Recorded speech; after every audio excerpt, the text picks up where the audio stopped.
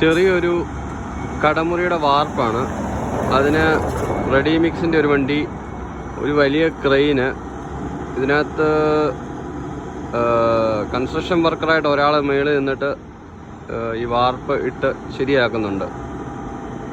ഇതൊരു ക്യാപിറ്റൽ ഇൻറ്റൻസീവായിട്ടുള്ള വർക്കിൻ്റെ ഒരു എക്സാമ്പിളാണ്. അതായത് മോർ ക്യാപിറ്റൽ, അതായത് ഫിക്സഡ് മെഷീനറി ഒക്കെ ഉപയോഗിച്ചുകൊണ്ട് എംപ്ലോയീസിൻ്റെ എണ്ണം കുറയ്ക്കുന്ന ഒരു ക്യാപിറ്റൽ ഇൻറ്റൻസീവ് നമ്മൾ എക്കണോമിക്സ് പഠിച്ചിട്ടുള്ളൊരു കാര്യമാണ് അല്ലേ.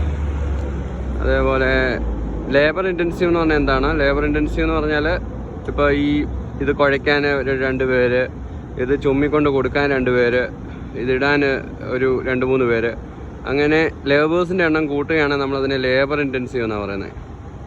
സോ എനിവേ ഇതൊരു ക്യാപിറ്റൽ ഇൻറ്റൻസീവ് വർക്കിൻ്റെ ഒരു എക്സാമ്പിളാണ് കേട്ടോ. ഒരു ചെറിയ